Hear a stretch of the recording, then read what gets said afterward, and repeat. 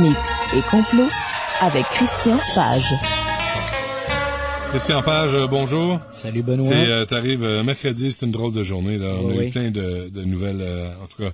Et on voulait se parler de ce livre, L'Enquêteur du Paranormal 2. Oui, absolument. Et on s'était rencontrés aussi pour le 1. Exact. Et t'as des bonnes nouvelles pour le 1. Ben oui, donc pour les gens qui seraient intéressés de se procurer le 1 en librairie, il est actuellement un peu épuisé. Donc ce matin, mon éditeur m'a confirmé qu'il allait repartir sous presse pour une réédition. Alors évidemment, comme auteur, on est toujours un peu heureux de ce type de nouvelles. Aux éditions Publistar, d'ailleurs. Ce deuxième tome, il va en avoir combien? 3. Donc, c'est une trilogie. Ce deuxième, il porte sur des sujets que tu as abordés en partie ici. Oui, effectivement. Mais là, que tu peux développer. Exact. Parce qu'ici, des fois, on n'a pas toujours le temps. Et on blague souvent. Arrête donc. Non, et ce livre porte sur, d'abord, d'ailleurs, faut que tu le nommes, le Chupacabra est dans le livre. Oui, on a un chapitre au Chupacabra. Tu viens d'en vendre 100 000. Oui, je suppose. Alors, ce Chupacabra, comment il est dans ce livre? Tu vois, c'est évidemment, on blague, lorsqu'on en parle, on a presque une blague hebdomadaire sur le Chupacabra. Mais en fait, le Chupacabra, c'est un phénomène excessivement intéressant sur le plan des phénomènes étranges et mystérieux parce qu'il correspond assez bien. Il est un bon descriptif d'un phénomène d'hystérie collective qui va s'insérer en fait dans la culture populaire. Le phénomène commence au milieu des années 90 à peu près, et comme la couverture, ça se passe dans l'île de Porto Rico, donc on trouve des animaux morts, exsangués dans l'île de Porto Rico. D'ailleurs, dans le bouquin, je raconte que m'étant rendu là-bas, j'ai trouvé des antécédents au Chupacabra. En fait, il n'est pas apparu en 95. Est-ce qu'il y a un nom? Oui, on l'appelait le vampire de Mocha. Donc, il y avait eu quelques petits incidents préalablement dans les années 80, les années 70. Et là, la créature, mais comme on n'avait pas Internet, parce que là, on parle souvent de l'explosion du média et de la source d'information. Et là, on en a un bel exemple. Donc, dans cette histoire du vampire de Mocha qui va agresser, exsanguer des animaux dans l'île de Porto Rico, l'incident va faire un peu la manchette des journaux locaux, mais ne sortira pas de l'île. C'est un phénomène qui est insulaire. Et puis, lorsqu'arrive en 95 cette histoire de Chupacabra, là, évidemment, la presse espagnole s'empare de la chose. Comme on a des moyens d'information différents, on a notamment Internet. Et comme la couverture des événements se fait en langue espagnole, alors on voit un peu partout, tant aux États-Unis, le sud de la Floride, par exemple, l'État Havana, par exemple, Cuba, le Mexique, donc là où on a de fortes concentrations de population hispanophone, on va voir apparaître le Chupacabra, alors qu'il est tout à fait absent des communautés blanches ailleurs. Donc on voit qu'on a un phénomène d'entraînement médiatique, une sorte d'hystérie collective qui s'empare du Chupacabra. Mais attention, là où le Chupacabra pourrait mourir de sa belle mort, et le Chupacabra avait une mort annoncée. Oh non! Comme dans tous les phénomènes d'hystérie collective, on peut s'attendre à ce qu'après quelques mois, l'événement s'essouffle et va disparaître. Mais dans le cas de Chupacabra, il y a un phénomène exceptionnel qui s'est passé. Oui. On s'est mis à observer dans des régions à forte concentration hispanophone de curieux chiens sans poils, glabres, et que les gens ont associé au Chupacabra. Donc, ça lui a permis, sans faire un mauvais jeu de mots, au Chupacabra de faire peau neuve. Il y en a bien besoin. Il est tellement laid, l'enfant de maman. Il s'est réincarné. Alors, je raconte tous les détails de ça. Je raconte mon investigation. Écoute, il y a des petits moments croustillants. À un moment donné, je me trouve en Floride. Il y a eu une attaque du Chupacabra. Je raconte ça en détail. Je me présente avec ma carte de presse sur place. Et là, je passe les cordons de sécurité. Et il y a là des policiers et il y a là également des employés du zoo de Miami qui sont là à enquêter là-dessus. Et les types me montrent notamment une chèvre qui a été supposément tuée par Chupacabra parce qu'on se trouve dans une communauté hispanophone. Alors, le nom qui est sur toutes les lèvres, c'est bien sûr Chupacabra. Et là, on nous dit que ces animaux-là ont été vidés de leur sang. Mais malgré que l'un des employés du zoo de Miami prenne une chèvre, lui tranche la gorge et montre que l'animal a encore son sang, ça ne change rien. la bête qui est responsable de ces morts ne peut être que le Chupacabra. Ah, oui. C'est donc, on a un phénomène... On entretient le mythe. Oui, on entretient le mythe et on a une sorte de vision ou d'audition sélective en fonction de ce à quoi on espère s'attendre. Oui. Tu as 2 livres à offrir. Oui, absolument. As-tu une question quiz au 514-790-9850? Oui, j'ai décidé aujourd'hui puisqu'on parle paranormal, de faire une question plus artistique, plus générale pour nos auditeurs.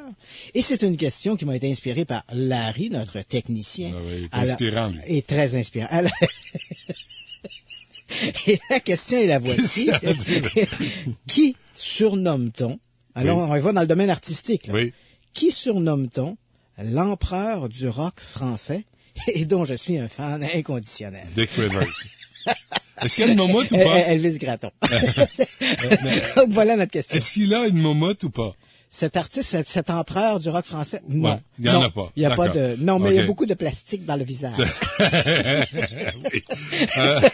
Tu parles aussi des maisons hantées. En fait, c'est l'entrée du livre. Oui, en fait, effectivement. Le livre est fonction de 5 visions, 5 volets différents. Bon, les phénomènes de hantise, les ovnis, les énigmes historiques. Et effectivement, dans le phénomène des hantises, j'aborde aucun livre sur les histoires de fantômes ou de maisons hantées ne serait respecté s'il n'abordait pas à un moment donné le célèbre presbytère hanté de Borley.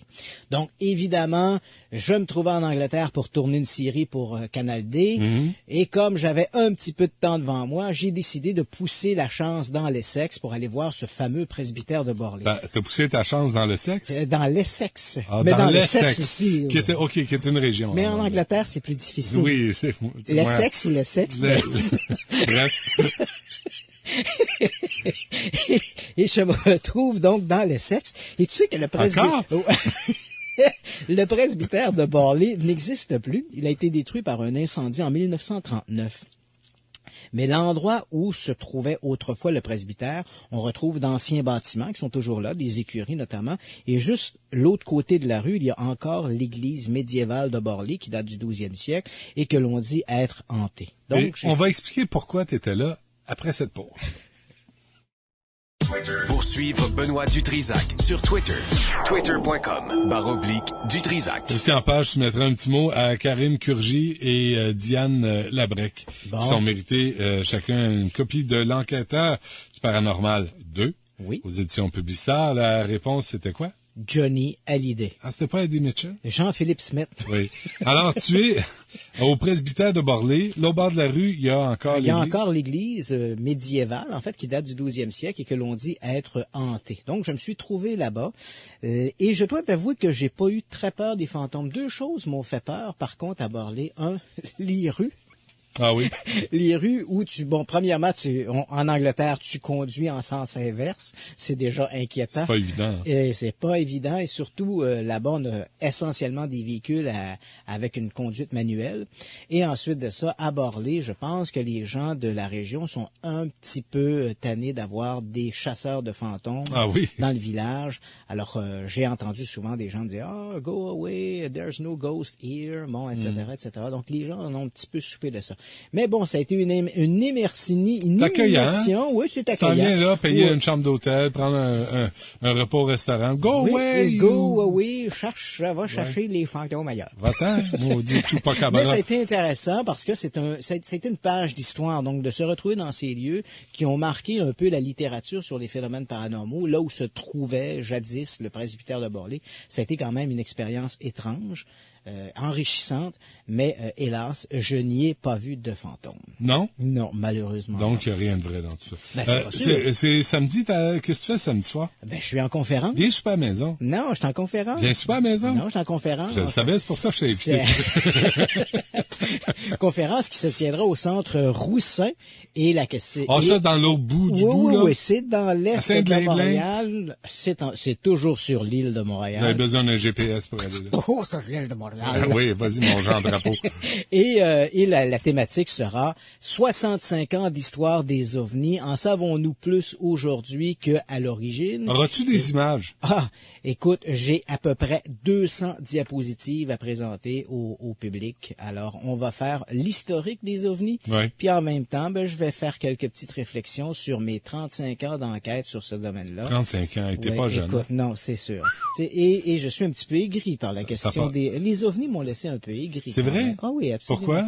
En fait, c'est pas tant le sujet que la communauté des chasseurs de fantômes qui vont... On en a souvent parlé de ça. Ouais. Bon. Bon. Et avant qu'on se quitte, il nous reste 4-5 minutes. L'affaire Malbeuf, dans ton livre, l'enquêteur du paranormal, ça c'est toi, ça? 2.